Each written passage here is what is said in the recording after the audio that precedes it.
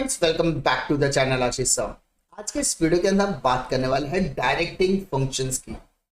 Chapter number 2 functions of management में हम लोग नेक्स्ट क्वेश्चन की तरफ बढ़ रहे हैं, डायरेक्टिंग। अब आपको समझाने के लिए सबसे इंपॉर्टेंट चीजों का एग्जाम्पल मैं देना चाहता हूँ और बहुत इंपॉर्टेंट चीजों पर डिस्कशन करना चाहता हूँ कि किसी भी ऑर्गेनाइजेशन के लिए प्लानिंग, ऑर्गेनाइजिंग, स्टाफिंग के बाद अगर कोई अहम पॉइंट है तो वो है डायरेक्शन। किसी भी मूवी को आपने देखा होगा, उस मूवी के अंदर डायरेक्टर होता ही होता है। कोई भी मूवी बिना डायरेक्टर के बन नहीं सकती। और जिस मूवी का डायरेक्टर जितना ज्यादा स्ट्रांग होगा, जितना विजिबल होगा, वो मूवी उतनी अच्छी तरीके से पोर्ट्रे कर पाता है। डायरेक्टर के पास एक विजन होता है और वो विजन वो एक्टर को एक्सप्लेन करता है और एक्टर उस हिसाब से क्या करता है, परफॉर्म करता है। तो यहां पर आपको समझने की जरूरत यह है कि भाई साहब, डायरेक्शन बहुत इंपॉर्टेंट होता है किसी भी ऑर्गेनाइजेशन को सही रास्ते पर रखने के लिए, काम को सही तरीके से करने के लिए, सही डायरेक्शन में करवाने के लिए। तो डायरेक्शन के अंदर आपको एक बोल सकते हैं ना, बॉडी के अंदर जिस तरीके से सोल होता है, आत्मा कहते हैं ना हम लोग, आत्मा, बॉडी के अंदर आत्मा होती है, उसी तरीके से कंपनी के अंदर उस मैनेजमेंट को प्रॉपर तरीके से चलाने के लिए हमारी कंपनी में डायरेक्शन का फ्लो होना भी बहुत ज्यादा इंपॉर्टेंट होता है। इसीलिए सबसे पहली लाइन ही कही गई है, director is the soul of the management function. अगर डायरेक्शन ही नहीं होगा, अरे कोई भी एम्प्लॉय आ रहा है, जा रहा है, काम कर रहा है, प्लानिंग बोला है, करेंगे, ऐसा है, वैसा है, टारगेट कंप्लीट होगा, एम्प्लॉय निकल जाएगा, कोई टेंशन नहीं। जब उनके पास डायरेक्शन ही नहीं है तो लोग अपना काम करेंगे और निकल जाएंगे। बट वो काम इफेक्टिव तरीके से हो रहा है कि नहीं हो रहा, वो चेक कब कैसे किया जाता है, वो चेक किया जाता है, उसको निगरानी में रखा जाता है, जिसके लिए डायरेक्शन का फंक्शन का होना बहुत ज्यादा जरूरी है। इसीलिए it is the process of instructing, guiding, communicating, inspiring, motivating and supervising the employees to achieve predetermined goals of the organisation. Organisation का मकसद है, उस मकसद तक पहुंचने के लिए हमें अपने एम्प्लॉयज को डायरेक्ट करना है, इंस्ट्रक्ट करना है, भाई ऐसा करो, गाइड करना है, उनके साथ वार्तालाप करनी, उनके साथ कम्युनिकेट करना है, उन्हें इंस्पायर करना, उन्हें मोटिवेट करना, कर सकते हो, ऐसा नहीं करो, ये करो, तुम्हारे पास कुछ सजेशन है तुम दो, मेरे पास कुछ सजेशन है, मेरे कुछ एक्सपीरियंस है, आपके कुछ एक्सपीरियंस है, साझा करते हैं, कम्युनिकेट करते हैं, क्योंकि हम दोनों ही किसके लिए काम कर रहे हैं, ऑर्गेनाइजेशन के मकसद के लिए काम कर रहे हैं। It is direction is a continuous function initiated at the top level and flows to the lower level through the organization hierarchy। मतलब टॉप लेवल मैनेजमेंट जो होता है वो मिडल लेवल मैनेजमेंट को डायरेक्ट करता है, middle level management lower level management को direct करने का काम करता है, because it is the process. ये भाई साहब प्रोटोकॉल है कि टॉप लेवल मिडल को करेगा, मिडल लेवल लोअर लेवल को करेगा, लोअर लेवल अपने स्टाफिंग, अपने वर्कर्स के साथ कोऑर्डिनेट करने का काम करते हैं, अपने वर्कर्स को डायरेक्शन देने का काम करते हैं। It is a flow. तो it is a continuous manager function process that goes on throughout the tenure of the organisation. यानी ऑर्गेनाइजेशन के अंदर काम चल रहा है, लाइफ टाइम चलने वाला है, रोज काम चलने वाला है, रोज बॉस आएगा, रोज आपको काम सिखाएगा, रोज आपको काम देगा, रोज काम करने का तरीका डिसाइड होगा, रोज आपको इनिशिएट करके देगा। तो ये लाइफ टाइम का प्रोसेस है, ये कभी भी खत्म होने वाला नहीं है। Director is the person who shows the correct path as well as guides the employee in solving the problem everywhere necessary. किसी भी तरीके की प्रॉब्लम है, उस प्रॉब्लम को सॉर्ट आउट करने के लिए डायरेक्टर आपको सही रास्ता दिखाने की कोशिश करता है। और new philosopher called direction as a life of spark of an enterprise.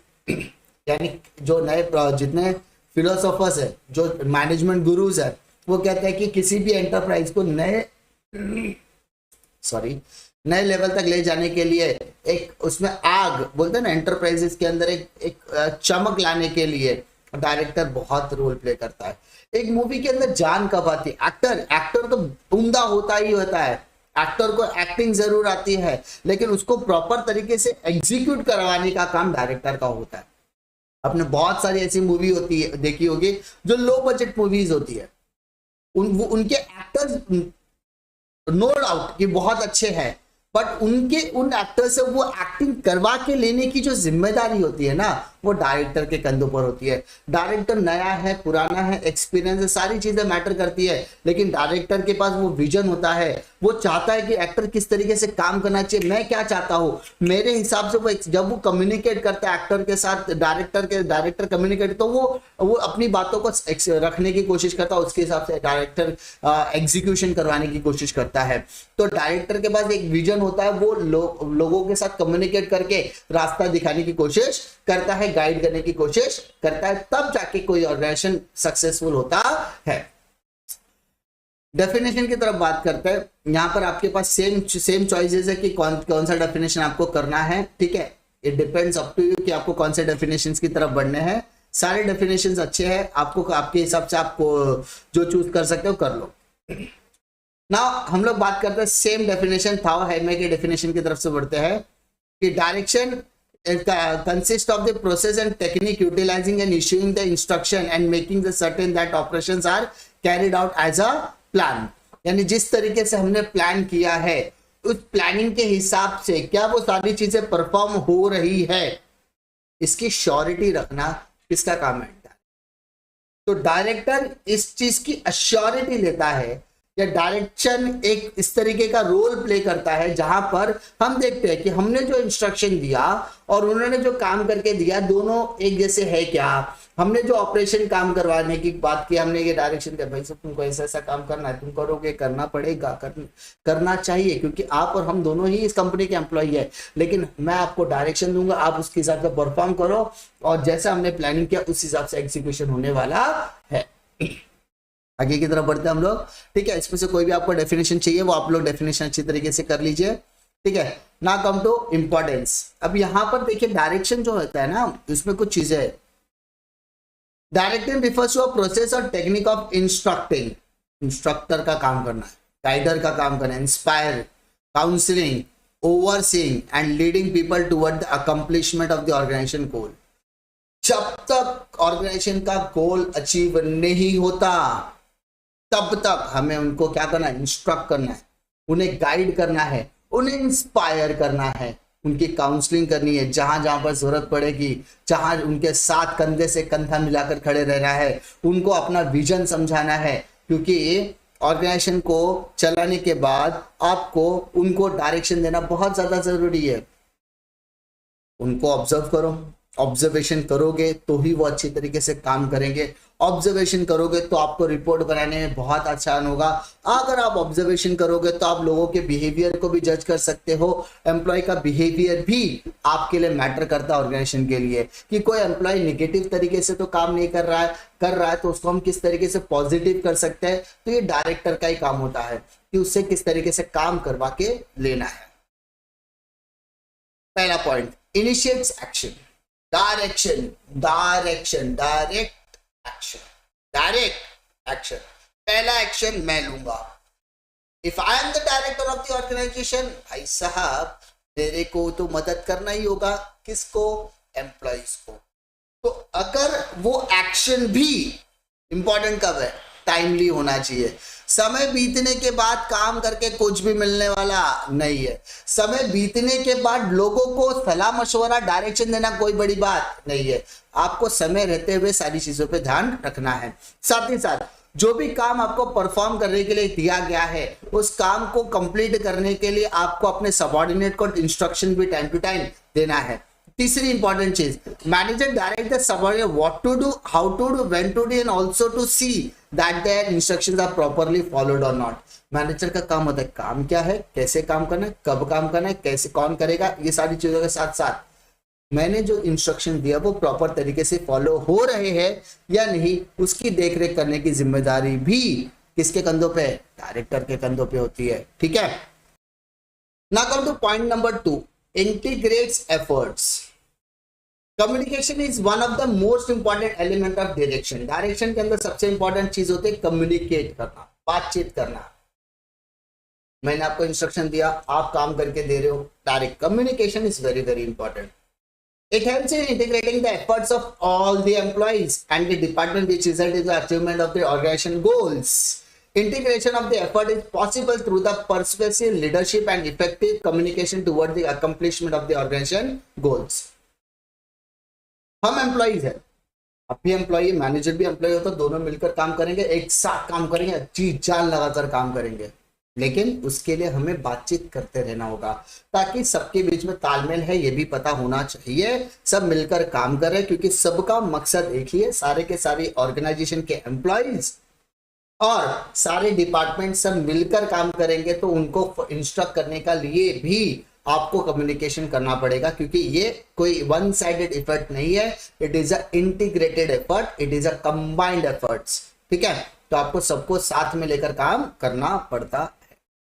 Next point, means of motivation. भाई साहब, means of motivation, is the motivator itself, मतलब खुद मोटिवेटर ही होता है एक तरीके से। While directing the subordinate, जब वो सबॉर्डिनेट को डायरेक्शन देता है, their opinions also to be considered। ये वन साइडेड कम्युनिकेशन नहीं होना चाहिए कि भाई मैं बोल रहा हूँ कल के चाहिए मेरे को, नहीं करके देगा तो तेरे को जॉब से निकालेगा, ऐसा एटीट्यूड नहीं चलता। उनका क्या मानना है, उनका क्या राय है, उनके क्या ओपिनियंस है, उनके कुछ सजेशंस है क्या, उनके कुछ कंप्लेंट तो नहीं, ये भी कंसिडर करना हमारे लिए जरूरी है। A manager identifies the potential and ability of its subordinates and helps them to give their best. He also motivates by offering them financial and non-financial incentive to improve their performance. It boosts the morale of the subordinate. मैंने बार बार कहा कि आपको पता है मैं direction करूंगा, मैं उनसे बातचीत करा, मैं उनसे कम्युनिकेशन करा, तो मेरे को पता है उनका पोटेंशियल क्या, उनकी एबिलिटी क्या है, और जब जब मुझे लगेगा कि उन्हें मोटिवेट करना है तो मोटिवेशन दो तरीके से कर सकता हूं, पगार बढ़ा दो, बोनस दे दो, इंसेंटिव दे दो, कमीशन दे दो, तो उससे उनका मोरल फाइनेंशियली सपोर्ट हो सकता है कि पैसा मिल रहा है तो भाई काम तो करना पड़ेगा। दूसरा होता है कि हर एम्प्लॉय पैसे के लिए काम नहीं करता, उनका मॉरल बूस्ट करना भी जरूरी है, मोटिवेट, अरे बहुत अच्छा काम किया, वेरी गुड, आपने ट्रेमेंडस काम किया, तो मैं चाहता हूं कि सारे के सारे कंपनी वाले मिलकर खड़े होकर इनको ताली बजाकर इनको अप्रिशिएट करें, तो इनको एक मोटिवेशन मिलेगा, कॉन्फिडेंस आता है कि भाई मेरा बॉस जो है मुझे अप्रिशिएट कर रहा है, कंपनी के सामने रिकॉग्नाइज भी कर रहा है।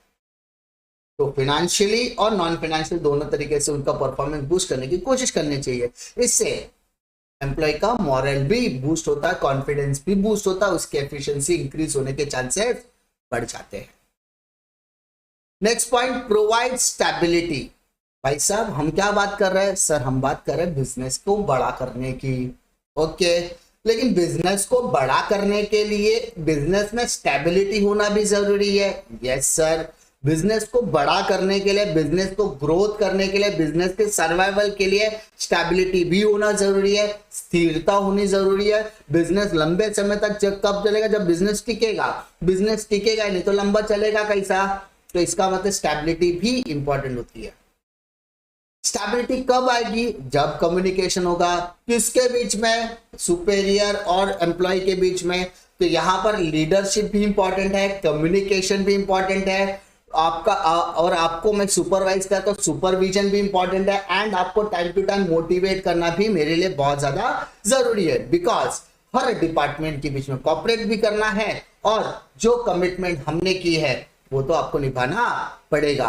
तो इससे आपके कंपनी के अंदर क्या आने वाली, स्टेबिलिटी भी आने वाली है, और सारे के सारे डिपार्टमेंट और ग्रुप से वो बैलेंस बना रहेगा कि हाँ भाई हमारी कंपनी बहुत अच्छा काम करी है और हमको जो प्रॉमिस किया था वो हमको मिल भी रहा है, इस तरीके से।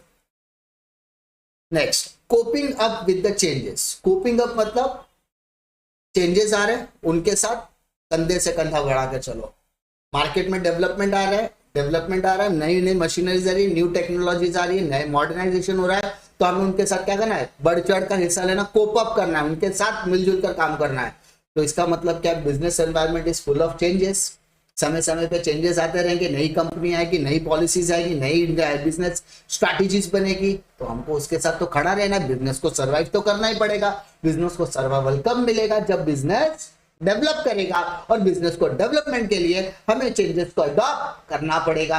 चेंजेस को अकेला डायरेक्टर अडॉप्ट करेगा क्या, नहीं, उसे एम्प्लॉय को भी अडॉप्ट करवाना पड़ेगा। सर एम्प्लॉय कैसे अडॉप्ट करेगा, एम्प्लॉय को आप ट्रेनिंग दो, आप वो एम्प्लॉय को डेवलपमेंट दो, एम्प्लॉय बोलेगा सर मार्केट में ये नया सॉफ्टवेयर आया जो हमारी कंपनी के लिए यूजफुल हो सकता है, ठीक है, उसके बारे में नॉलेज निकालो, उसको अपग्रेड करो, उसको भी ट्रेनिंग दो, खुद भी ट्रेनिंग लो, खुद भी चेंजेस लाओ, ताकि उसको भी जरूरत पड़े तो हम उसकी मदद करें, वो अगर हम गलत कम पड़ रहे हैं तो वो हमें मदद करेगा। हमारे बीच में कोऑर्डिनेशन और कम्युनिकेशन तो बना ही हुआ है, हम सब मिलजुल कर चेंजेस को क्या करेंगे, अडॉप्ट करेंगे, तो ही जाकर सब चीजें तो होने वाली है।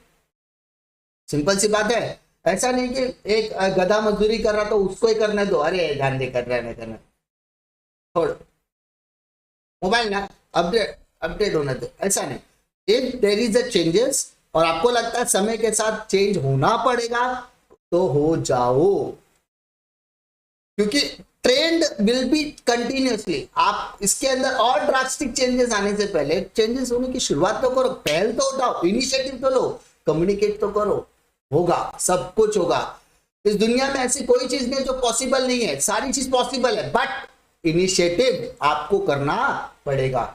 इम्पॉसिबल आपने सुना होगा ना, इम्पॉसिबल, इट इज इम्पॉसिबल बोलते हैं, तो बार बार सुना होगा कि it is impossible. Impossible always say that I am possible, but वो आई एम का एग्जैक्ट मतलब होता है you have to take the initiative, you have to be motivated by them, it will become the possible. I stand for initiative and stand for motivation, possible तो होना ही होना है। अगर मैंने पहली पहल की है, मैंने खुद को मोटिवेट किया है, तो पॉसिबल तो होना ही है ना। तो आई एम पॉसिबल का मतलब होता है take the initiative, be motivated, it will be possible in coming future. तो ये चीजें आपको 101% काम आने वाली है। नेक्स्ट पॉइंट की तरफ हम लोग बढ़ते हैं, इफेक्टिव यूटिलाइजेशन ऑफ रिसोर्सेज। अब देखो कि जितने भी फंक्शंस पढ़ रहे हो ना, उसमें नॉर्मली हर पॉइंट चेंज हो, एक जैसा एक दूसरे से कनेक्ट कर रहा है या पड़ा हुआ है, सर बार बार रिपीटेटिव होता है। ये चैप्टर में इसी तरीके के पॉइंटर्स होते हैं। अब यहाँ पर डायरेक्टर है, डायरेक्टर को पता है कि मैंने इसको एक काम सौंपा है, तो मुझे याद होना चाहिए या मुझे पता होना चाहिए कि मैंने किसको क्या काम दिया हुआ है। Direction plays a very important role for the growth and development of the organization. So it clearly means that I should be involved in assigning the job work, काम देने के टाइम पे, जिम्मेदारी रिस्पॉन्सिबिलिटीज पुट ऑन करने के time पे। और जब मैं रिस्पॉन्सिबिलिटी पुट ऑन की बात करता हूं तो there should be not a duplication of work, कि इसको भी एक काम दिया है और सेम काम मैंने उसको दिया हो और दोनों में जो बेटर करेगा मैं वो काम आगे फॉरवर्ड करूंगा। व्हाई? आप उसको अच्छे से कम्युनिकेट करो, आप उसको प्रॉपर डायरेक्शन दो, वो काम करेगा, इसको अलग काम दो, इससे एफिशिएंसी आप बढ़ाने की कोशिश करो, ना कि duplication of effort, duplication of work, ताकि आपका वेस्टेज वगैरह पार्ट हट जाना चाहिए। आपको ये भी ट्राई करना चाहिए कि आपके पास जितने भी लोग काम कर रहे हैं, मैन ये नहीं कि 15 लोगों की जरूरत है, आपने 20 लोगों को बुला लिया, 15 लोग काम करे, 5 लोग बैठे मावा घस रहे, ऐसा होना नहीं चाहिए। There should be 100% utilisation. ठीक है, अगर यूटिलाइजेशन होगा तो आपका जो वेस्टेज है वो कम से कम करने की कोशिश करो। आपके पास मशीन है, मटेरियल है, मनी है, मेथड है, सारी चीजें, सब चीजों को बेहतर तरीके से इस्तेमाल करो और आगे लेके जाओ। खर्चा कम करो, प्रॉफिट बढ़ाओ, खर्चा कम प्रॉफिट, कॉस्ट, ऐसा कहा जाता है कि cost plus profit is equal to sell. Cost कम किया तो आपका प्रॉफिट ऑटोमेटिकली इंक्रीज होगा। प्रॉफिट बढ़ाने के दो तरीके, सेल प्राइस बढ़ाओ या कॉस्ट कम करो। सेल प्राइस बढ़ेगा तो सेल कम होने के चांसेस भी बढ़ जाते हैं कभी कभी, कॉस्ट कम किया तो प्रॉफिट तो बढ़ ही रहा है।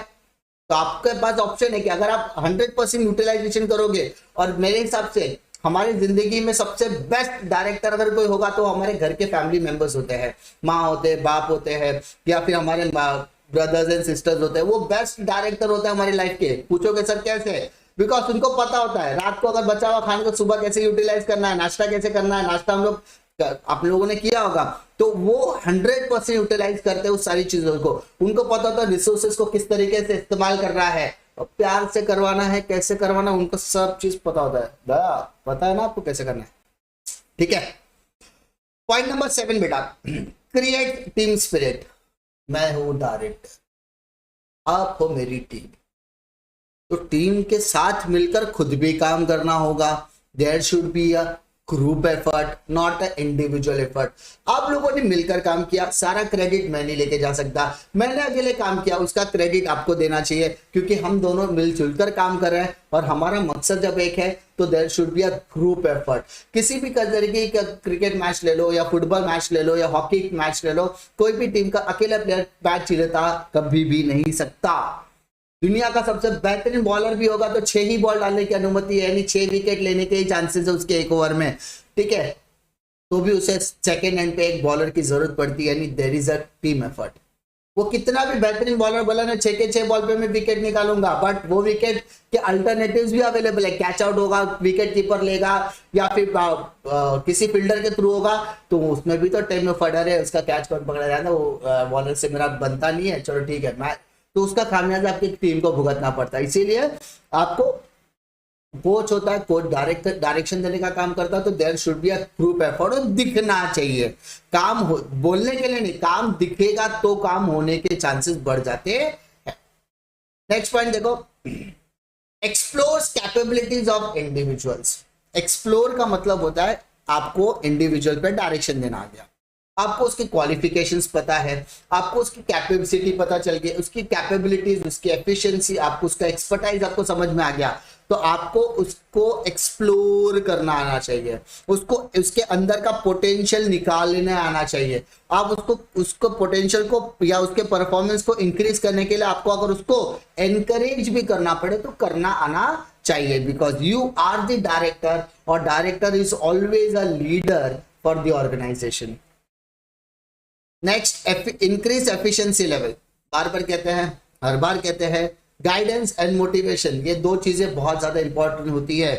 अब मोटिवेशन को कैसे करना है, गाइडेंस आप कैसे करोगे, क्योंकि being a team leader, being a leader, being a director, being a manager, ठीक है, किसी भी कंपनी के अंदर सुपरविजन भी इंपॉर्टेंट रोल प्ले करता है। तो आपको लोगों को पॉजिटिव रख के काम करवाना है, क्योंकि जब लोग पॉजिटिव हो गए तो रिजल्ट भी पॉजिटिव आने के चांसेस होते हैं, और जब रिजल्ट पॉजिटिव आएगा तो एफिशिएंसी लेवल भी इंक्रीज होने वाली है। Next, cooperation. There should be a cooperation, यानी कोऑपरेशन मतलब हर एम्प्लॉय के बीच में तालमेल होना चाहिए, और हर डिपार्टमेंट के बीच में कोऑपरेशन होना चाहिए। टॉप लेवल का मिडिल लेवल से कोऑपरेशन रिक्वायर्ड है, मिडिल लेवल का लोअर लेवल से कोऑपरेशन रिक्वायर्ड है, क्योंकि सब मिलजुल कर काम करेंगे तो ही मकसद अचीव होने वाला है। सब मिलजुल कर एफिशिएंट बनेंगे तो ही कंपनी के ऑर्गेनाइजेशन ऑब्जेक्टिव को अचीवमेंट मिलने वाला है। वो आपको डायरेक्शन फंक्शन में कोई भी दिक्कत नहीं आएगी। कुछ चीजें मैंने बीच में एडअप की है, आई होप वो सारी चीजें आपको वैल्यू एडिशन देगी लाइफ में भी, और कभी जिंदगी में कोई चीज अच्छी लगे तो उसके लिए तो भाई याद जरूर करना। इसी तरीके की वीडियो के कंटेंट के लिए चैनल पे बने रहे। मिलता हूं मैं आपको अगले वीडियो में एक और नए लेक्चर वीडियो के साथ, तब तक के लिए जय हिंद।